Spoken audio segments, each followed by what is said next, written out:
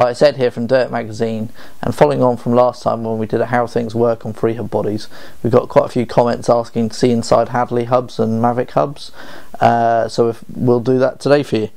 First of all, we've got a Hadley. Both the Hadley and the Mavic use a similar ratchet and pull mechanism to a Hope hub, but there are a few differences. With the Hadley, it's pretty simple to take apart. Put a cone spanner on one end, 21mm, and then in the other end you need a pin spanner, and you put that in the end and you undo it. They are quite tight from new, so you have to give it a bit more welly than that. I've obviously prepared it. Then you unscrew that cap, and then you can simply pull the free hub body off, and in there you see you've got 4 pulls, and the main difference between a Hadley and most other hubs is that to achieve incredibly low drag, they designed a system that runs on oil, not grease.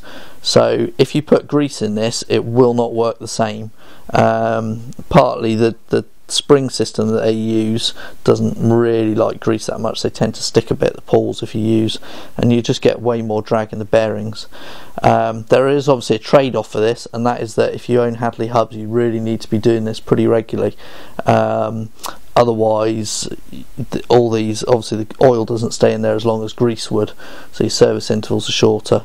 If you do leave it too long though, and you end up damaging the bearings, because you have in here got high quality needle bearings, it's not the end of the world, because Northwest Mountain Bike Centre, who bring these hubs into the country, they stock all the spares and everything, so you can completely rebuild this hub and it'll be like new again.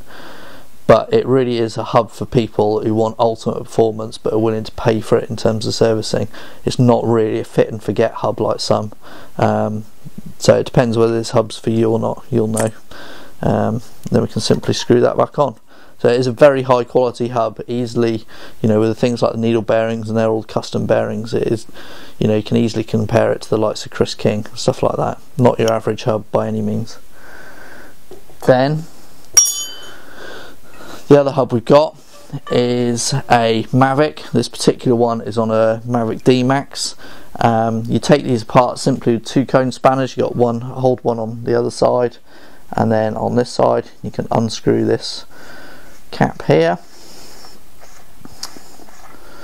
and then the free hub body simply pulls off like this, and inside you can see you've got 4 contained pulls, so they don't fall out when you take the free hub body off.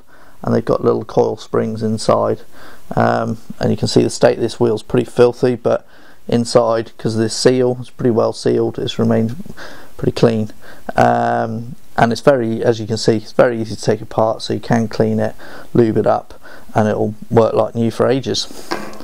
So there you go, it slides back on, and then you can do that up with your fingers.